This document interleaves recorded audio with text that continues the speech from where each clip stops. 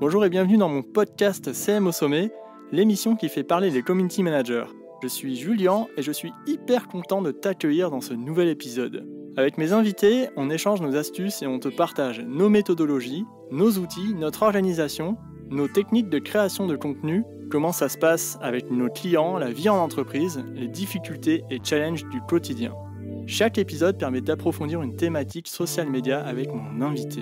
Tu vas découvrir ça dans un instant, mais juste avant de commencer, je t'invite à découvrir ma formation gratuite pour devenir un community manager qui se démarque et vit pleinement de son activité. Sur le lien en description, je te présente également ma méthodologie d'accompagnement stratégique et opérationnel pour les personnes qui souhaitent devenir CM ou celles qui le sont déjà et voudraient passer à un niveau supérieur. A tout de suite. Bonjour à tous, bienvenue dans CM au sommet, l'émission qui fait parler les entrepreneurs et les community managers. Je suis Julien et aujourd'hui j'accueille Maud Alaves qui est entrepreneur et experte du personal branding sur LinkedIn. Si je ne dis pas de bêtises. Salut Maud. Salut, enchantée. Merci en tout cas d'avoir accepté mon invitation pour participer à cet épisode. Aujourd'hui, on va parler des community managers qui débutent en freelance, notamment plus sur la question du freelancing.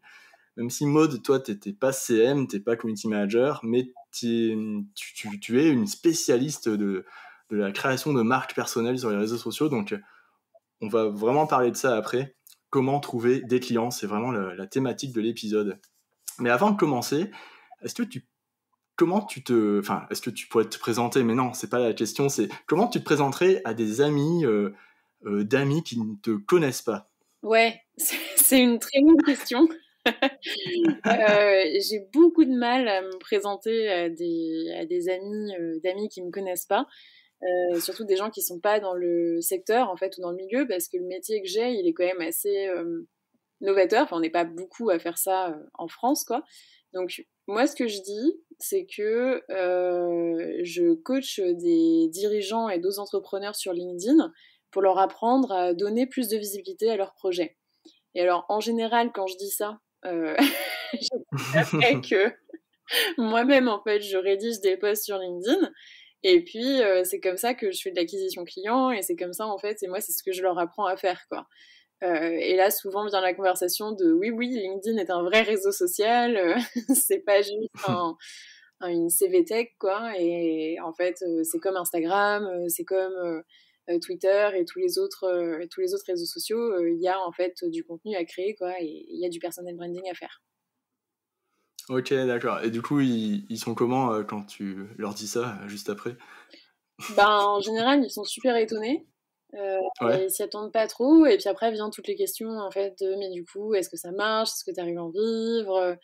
Et toi, t'en es où avec, t'as combien de followers ou des choses comme ça. Et donc là, en fait, quand je leur donne les chiffres, quand je leur explique Ouais. que, il y a en fait, mine de rien, il y a 16 000 personnes qui me suivent, que j'ai régulièrement des clients, que j'ai jamais fait de prospection, que j'arrive à décrocher des contrats qui sont quand même assez gros pour un début d'entrepreneuriat, quoi. Donc, moi, ça fait 1 an que je suis lancée et au final, j'ai pas de problème pour trouver des clients. Et ça, c'est une perle rare dans l'entrepreneuriat.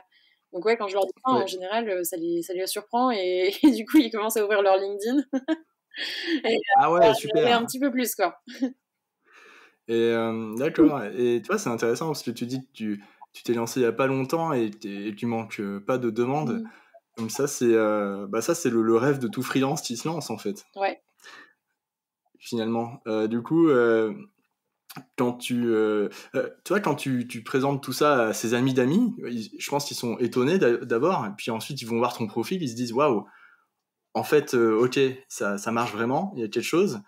Et du coup, à quoi servent les réseaux sociaux, tu vois, pour des freelances qui recherchent des clients? Ça Ouais, bon, en fait, ok. En fait, la question, j'ai déjà répondu juste avant. ouais. D'accord.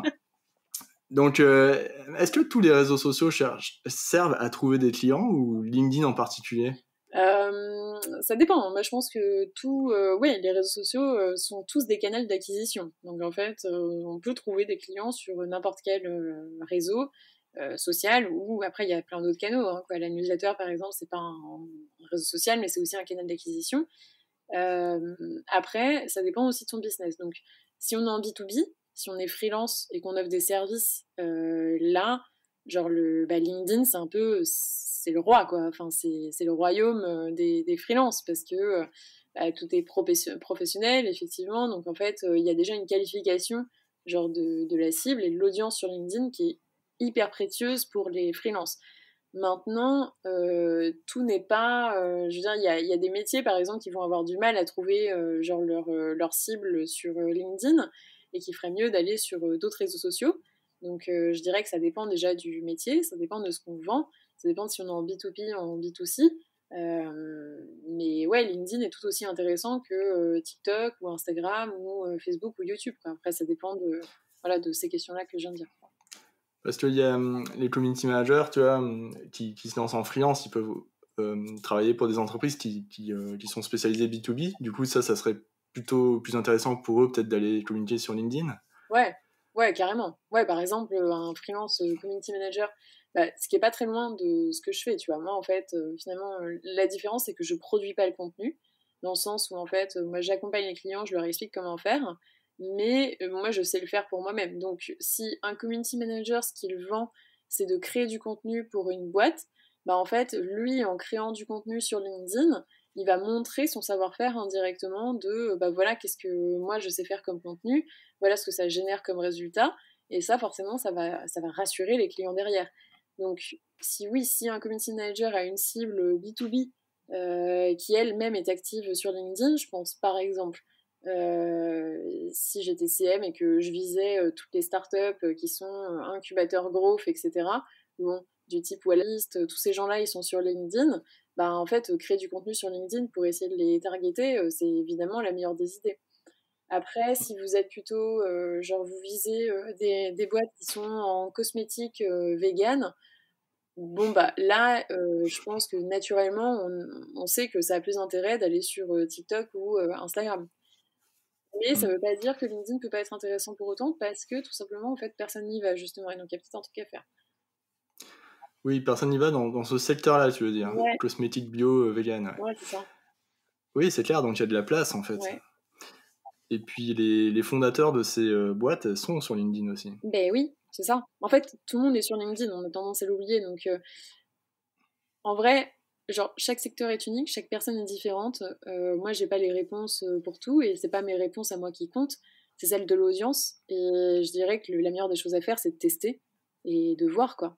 En fait, faut faire un test, mais par contre, faut faire un test, genre un mois, vous vous focalisez sur un seul réseau, vous vous y mettez à fond, mais genre à fond, quoi. C'est-à-dire que si vous allez sur LinkedIn, vous faites un post par jour, tous les jours, pour voir si potentiellement ça déclenche quelque chose.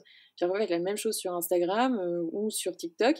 Et puis voilà, en 3 mois, quoi, vous saurez en fait lequel a rapporté le plus d'opportunités. Ouais, ça c'est vraiment une super méthode.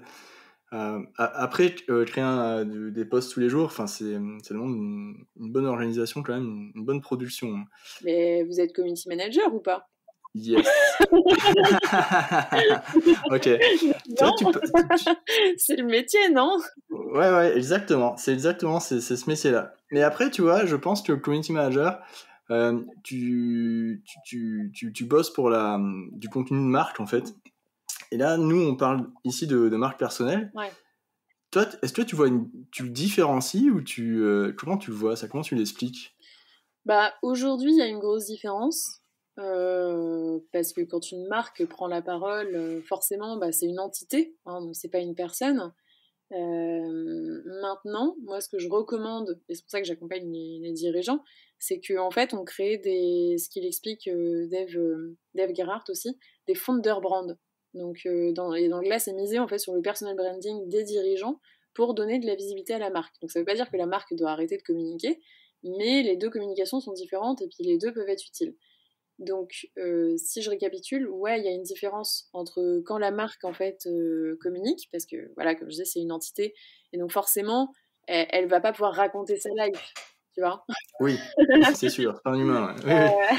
Il y a des choses qu'elle peut pas dire, parce que c'est, voilà, c'est une marque, Oui. quoi. Par contre, une personne derrière, lui, va pouvoir, en fait, raconter son histoire, raconter pourquoi il fait les choses, plus parler de ses valeurs, de ses convictions. Et en fait, ça va créer en fait, un lien de confiance plus rapide et plus fort aussi. Ok, ça c'est super intéressant. Donc ça, en fait, c'est une marque personnelle. Et ce que doivent faire les CM freelance qui recherchent des clients, c'est créer leur marque personnelle, en fait. Ouais, pour trouver des clients, pour lesquels ils vont travailler sur la marque corporate. Ouais. Oui, voilà, c'est ça. Voilà. Et puis quand même, montrer qu'on sait écrire, c'est hyper important. Oui. Donc c'est bien d'utiliser de créer des posts sur LinkedIn dans tous les cas, quoi. Ouais. Ok. Du coup, comment on fait pour créer cette marque? C'est-à-dire que on se dit, ok, c'est moi-même qui deviens une marque, moi en tant qu'humain, par exemple Julien, je deviens une marque, et je me crée moi, ou comment ça se passe en fait? Ouais. Bah, en fait, non, mais c'est une bonne question, hein, parce que c'est vrai que ouais, tu te dis: «Bon, voilà, maintenant que je me considère comme une marque, ouais, qu'est-ce que je fais comme Ouais, formation?» oui, C'est super. Bah, en fait, tu vois, indirectement, tu as déjà répondu à la question. En fait, faut commencer par se considérer comme une marque et donc faut se traiter comme tel et donc en fait, là, c'est exactement le même processus que quand tu crées une marque, tu vois? Donc quand tu crées une marque, tu fais quoi? Tu réfléchis à c'est quoi la mission? aux objectifs, oui, à la cible, ouais. Roadmap, comment tu as envie de te développer, tu vois, c'est quoi ton Mmh, ambition sur l'année suivante, puis dans 2 ans, puis dans 5 ans? mmh, mmh, C'est quoi, ta tonalité? C'est quoi tes valeurs?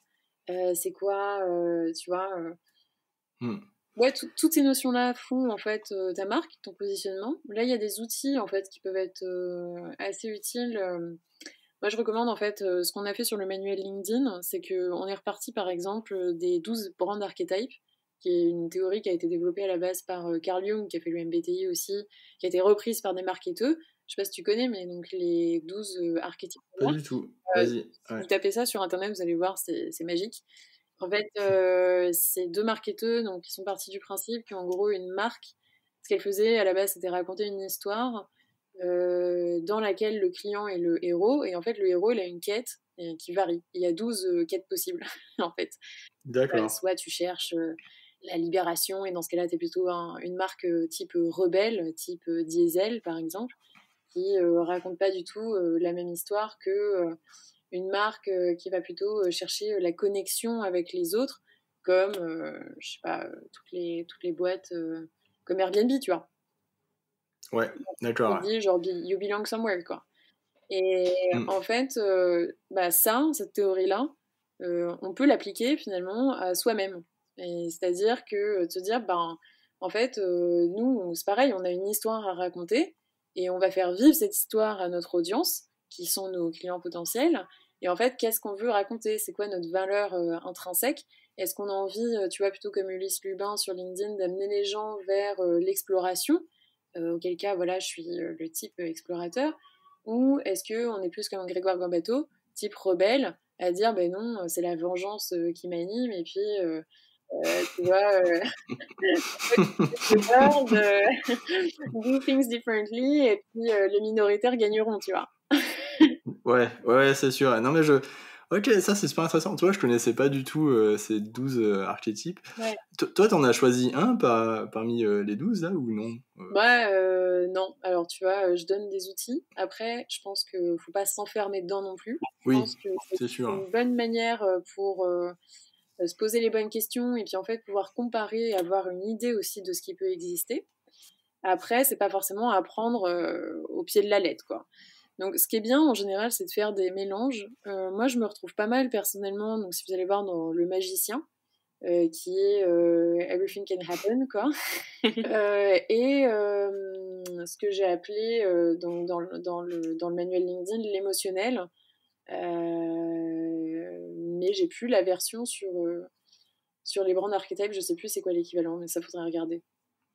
Ouais, mais ouais, bah tu vois, les CM, ils aimeront pas être pris pour des magiciens, parce que c'est souvent sur leur demande. Ouais, Enfin, bon voilà, bon ça c'est la petite blague des CM qui...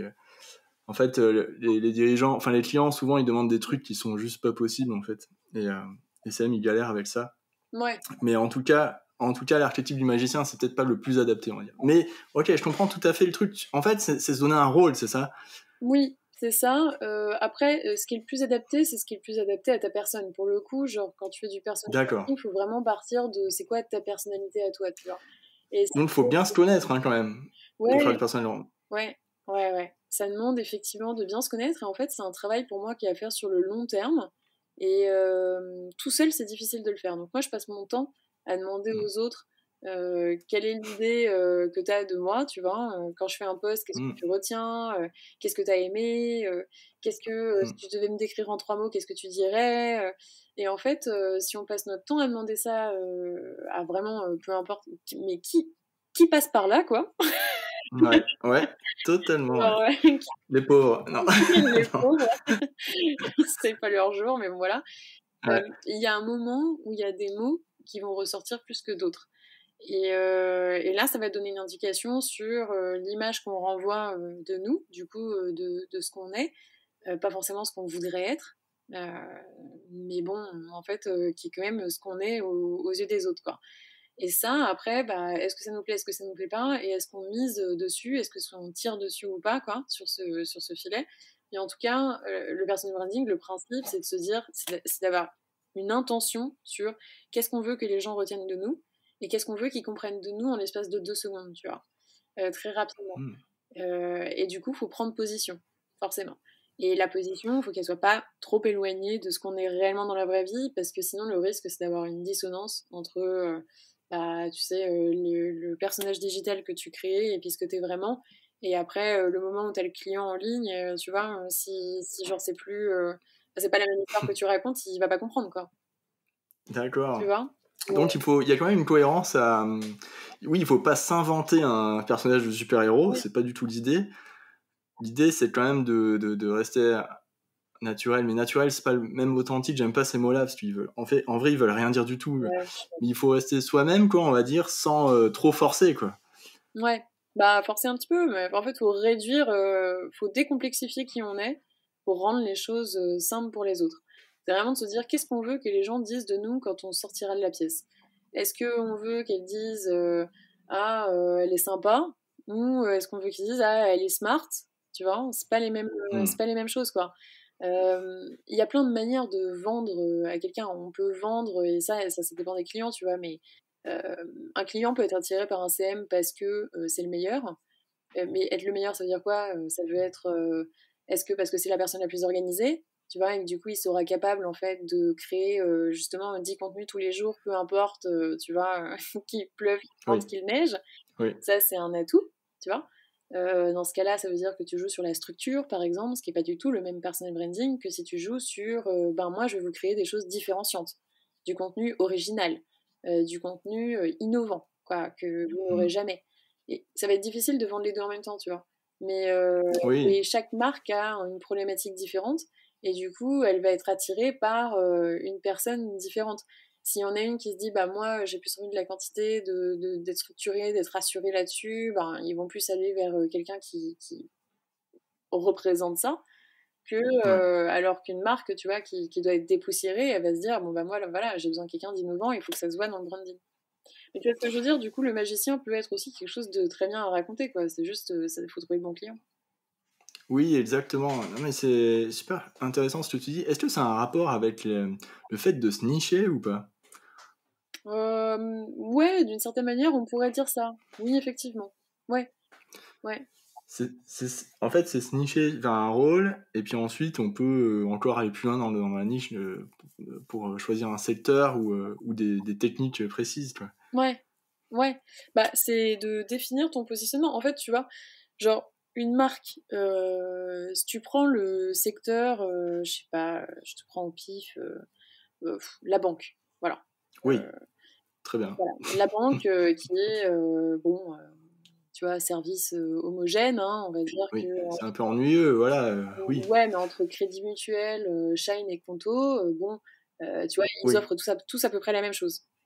Mmh. Donc en fait, ils vont se battre sur quoi? Ils vont se battre sur bah, qui est-ce qu'ils ciblent. Et ça se voit dans leur branding, on est d'accord, tu vois. Et du coup, ils Oui, offrent pas la ouais, même promesse tout à fait.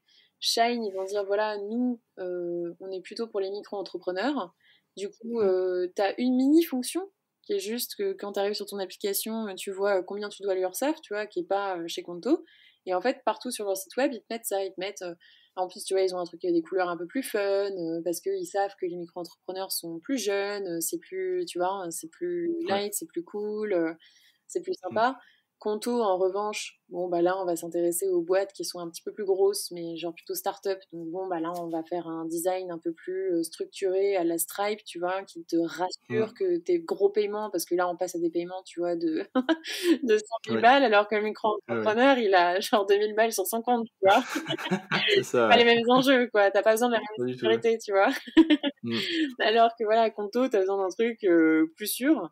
Et Crédit Mutuel va se dire, bon, bah voilà, moi je vais chercher les persos, les parents, Oui, les particuliers. Oui, voilà, les les gens qui sont un peu particuliers. plus Et donc, âgés. Ouais. du Ouais. coup, on va mettre, tu vois, des couleurs vraiment ultra basiques et puis des photos Shutterstock sur le site, parce que c'est comme ça qu'on fait Oui, depuis des millénaires, quoi.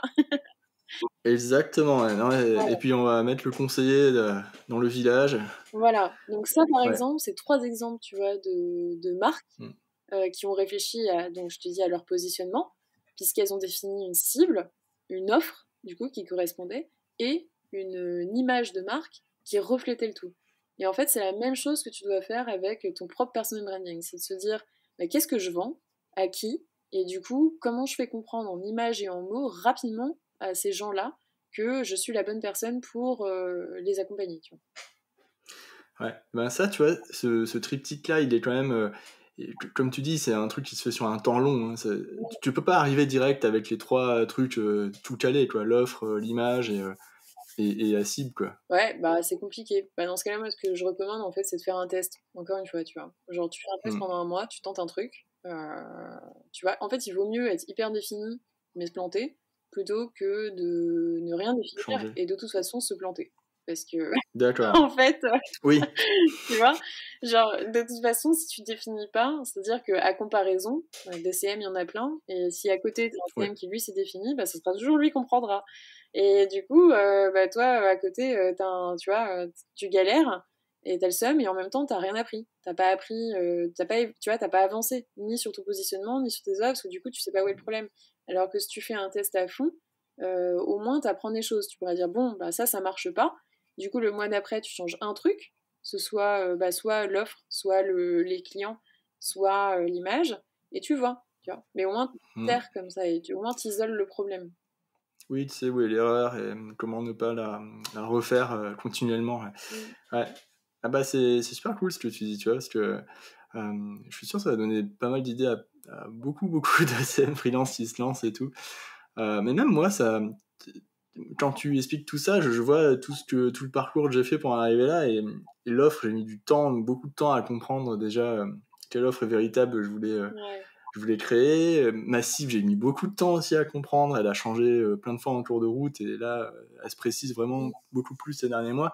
Enfin, mais ça, ouais, ça prend pas mal de temps, c'est vrai. Ouais, ça itère, je suis d'accord, ouais. Non, mais c'est pas facile, Le... hein, ça je le sais, hein. Moi, c'est pareil, Mm, hein, je passe mon temps à rechanger, à tout revoir, et je pense que c'est normal, hein. mm. Effectivement, c'est un processus qui est itératif, mais je pense juste qu'il faut pas avoir peur de l'itération, voilà, il faut y aller à fond, tu vois. Ouais, du coup, ça, là, on a parlé vraiment de créer son positionnement, qui est quand même ouais, qui est fondamental. Et comment tu l'alimentes, cette marque personnelle?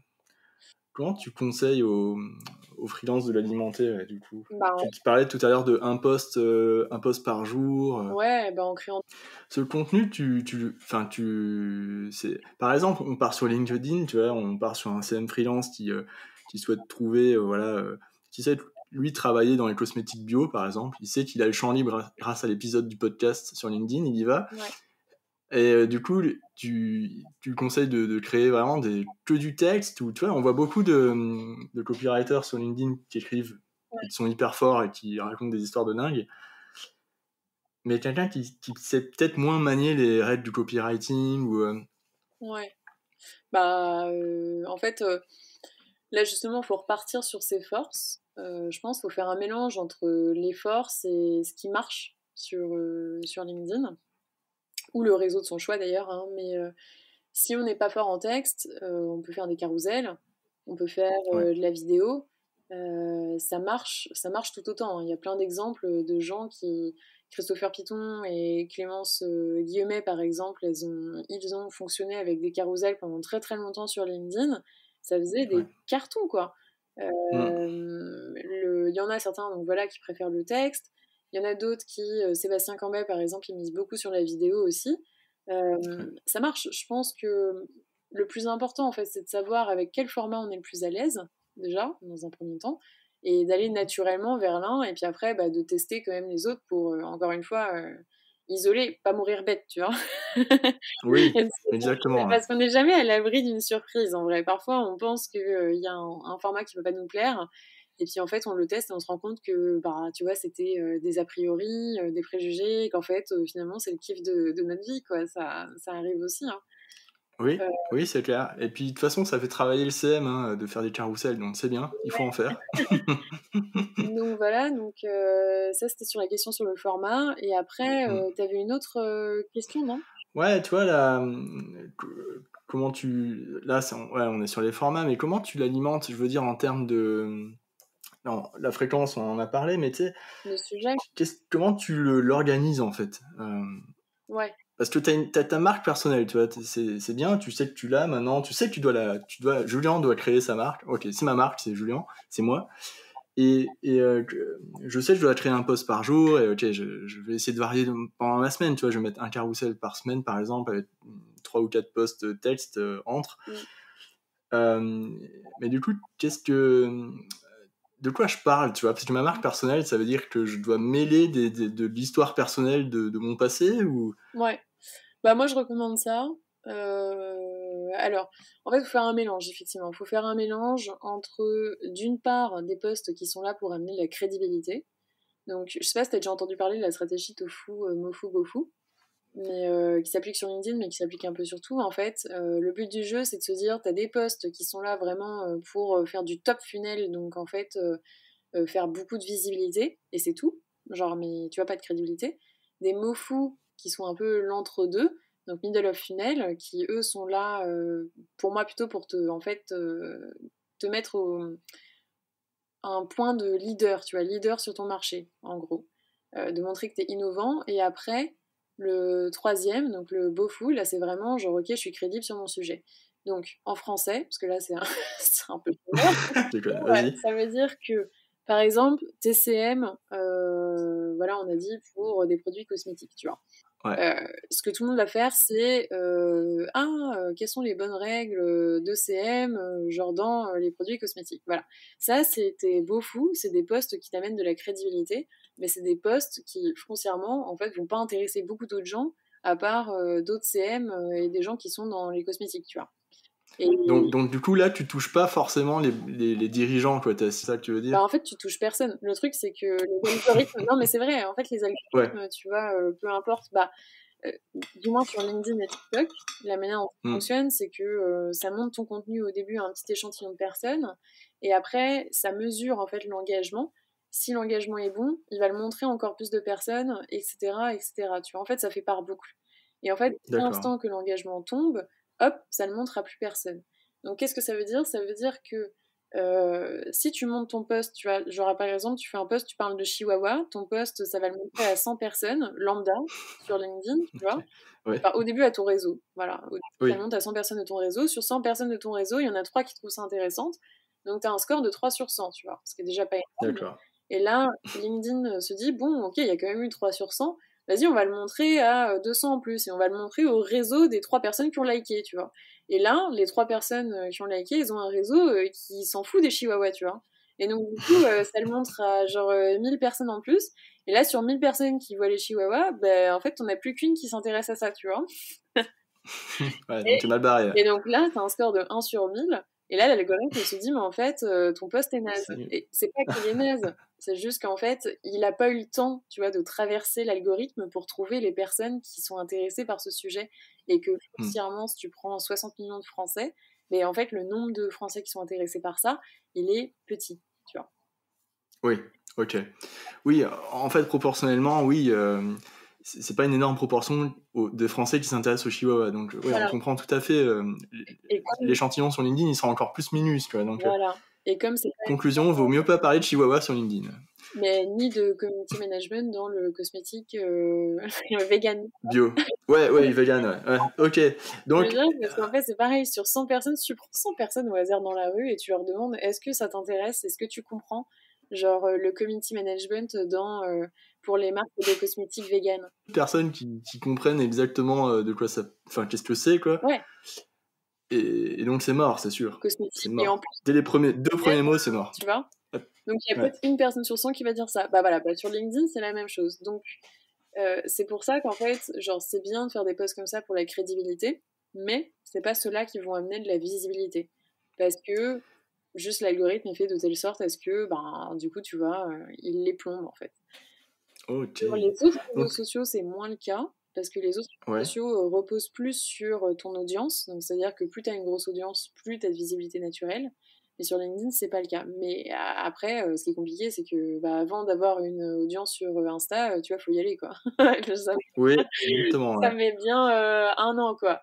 Donc voilà, pour ces raisons-là, moi, je conseillerais plutôt quand on démarre d'aller sur TikTok ou LinkedIn. Et donc, faut avoir une stratégie plus de se dire, bon, il me faut des posts, tu vois, pour générer de la visibilité, donc des tofu, et auquel cas, il faut élargir le sujet et pas parler que de ce qu'on fait. Mais parler, en fait, là, reprendre, tu vois, c'est quoi tes convictions, c'est quoi tes valeurs, c'est quoi, tu vois, si t'es, à nouveau, un CM qui, en fait, ta proposition de valeur, c'est je suis quelqu'un d'organisé, et tu peux très bien parler d'organisation, de productivité, tu vois. Ouais. En fait, c'est vrai que c'est un peu contre-intuitif de se dire, ok, je parle pas de mon sujet à moi, je dois parler de sujets beaucoup plus ouverts, plus larges, pour faire de la visibilité. Et en fait, se créer une marque personnelle, l'objectif, c'est quand même d'être vu, quoi. C'est la visibilité, quoi. Ouais. Alors, oui, mais... Alors, ouais, sur LinkedIn, moi, je dirais, en fait, il faut envoyer le plus gros filet possible pour que... surtout, en fait, si t'as pas une grosse traction. C'est-à-dire que plus t'as, tu vois, un sujet qui est spécifique, plus, du coup, il faut que t'envoies un filet qui est large, parce qu'on en revient à cette question de combien de personnes sur 100 vont être intéressées, tu vois. Et du coup, moins tu sais que t'en as, plus il faut un filet large. En revanche, il y a certaines personnes qui ont la chance, tu vois, d'avoir une traction énorme. Par exemple, Caroline Jurado, elle parle de crypto-monnaie. Tu vois, aujourd'hui c'est hyper tendance. Si tu prends 100 personnes au hasard de la rue, tu leur demandes est-ce que la crypto-monnaie ça t'intéresse, tu sais que t'en as au moins, tu vois, 10, 20, 30 qui vont te dire oui. Ouais. Après tout. Oui, d'accord. Mais voilà. En fait, si le sujet il est, on va dire confidentiel, community management, c'est pas le sujet qui passionne le plus, on va dire les gens. Plus il est confidentiel, plus il faut ouvrir la porte, quoi. Ouais, pardon, je me suis étouffée, mais ouais. Ouais, ça marche. Ouais, parce que j'ai dit une connerie, c'est ça, tu t'es étouffé. Non, Ok. juste. Ok. Non, c'est super intéressant ce que tu dis. Et puis, du coup, qu'est-ce que tu conseillerais, tu vois, un CM qui se lance, tu vois, un CM qui dit, ok, moi je me lance dans 3 mois. Là, je fais des études en freelance et tout. Je me lance dans 3 mois. Et je vais trouver mes premiers clients. Tu vois, souvent je vois des publications de CM sur LinkedIn qui disent, ça y est, je suis lancé en freelance. Voici mon adresse mail pour trouver des clients. Ouais. J'imagine que c'est pas la bonne technique. Bah non. Non, mais du coup, non, parce que effectivement, ça entretient pas le truc. Et tu vois, tu disais oui, c'est contre-intuitif parce qu'on parle pas de notre sujet, mais en fait, je réponds à ta deuxième question, mais tu vas voir, ça a un lien. C'est que en fait, quand tu fais du personal branding, ou même quand t'es freelance, tu vois, genre, faut changer le mindset de qu'est-ce que tu vends. Est-ce que tu vends vraiment ce que tu fais, ou est-ce que tu vends vraiment qui tu es, tu vois. Est-ce que qui tu es en tant que personne entière, parce que c'est ça que tu vends finalement, tu vois, le produit c'est toi. Et si c'est toi que tu vends, du coup faut parler de toutes les facettes de toi. Et du coup, tu vois, ça veut dire que déjà, faut commencer à publier tout de suite. Faut pas attendre d'avoir commencé pour publier. Enfin, tu vois, même, genre, je me lance dans 3 mois, là, aujourd'hui, je suis toujours en études, mais publie quand même, tu vois. Publie dès maintenant, tout de suite, commence à faire ton audience, parce que ça prend du temps. Et du coup, commence à publier, que ce soit donc d'une part sur tes sujets de crédibilité, donc ton expertise, et d'autres, sur c'est quoi tes valeurs, c'est quoi ton histoire, tu vois, quelle est ta backstory que tu peux raconter qui permettra aux gens d'en savoir un petit peu plus sur toi et pourquoi ils voudraient travailler avec toi en fait. En gros, c'est de se dire, genre, c'est quoi tous les arguments que tu peux sortir, autres que je sais faire mon travail, tu vois, qui vont convaincre en fait les gens de venir te voir toi. Ouais. Et du coup, en fait, l'idée, c'est de, genre, un post juste poster une fois, ça sert à rien en fait en vrai. Parce que les gens ils se mettent la pression sur leur premier post, mais en fait poster une fois c'est pas efficace. C'est ça, il faut poster vraiment hyper régulièrement quoi, pour que ça commence à devenir efficace. Ouais, ça c'est le concept de se dire qu'en fait les gens ils retiennent. Tu vois, il faudrait déjà, dis-toi, genre en langage, il me semble qu'il faut en fait avoir entendu et dit un mot au moins 3000 fois avant de le retenir dans sa mémoire interne et profonde. Donc t'imagines le nombre de fois où il faut avoir vu ta tête sur les réseaux pour retenir ton prénom. Oui. Non mais c'est exactement ça, ok. Voilà, et en fait le but du jeu c'est ça, c'est que en gros, peut-être que les gens ils auront pas besoin de tes services tout de suite et il faut arrêter d'essayer de chercher en fait à vendre avec un poste. Mais il faut se dire, le jour où la personne elle a besoin de services en community management pour des cosmétiques, tu vois, elle aura qu'un nom en tête, ça sera le mien. Ouais. Super. Merci beaucoup Maud. Et de rien. Juste avant de te quitter, je t'invite à découvrir ma formation gratuite pour devenir un community manager qui se démarque et vit pleinement de son activité. Sur le lien en description, tu vas découvrir une vidéo où je présente ma méthodologie d'accompagnement pour les personnes qui souhaitent devenir community manager ou celles qui le sont déjà et voudraient passer à un niveau supérieur. À très vite pour un prochain épisode.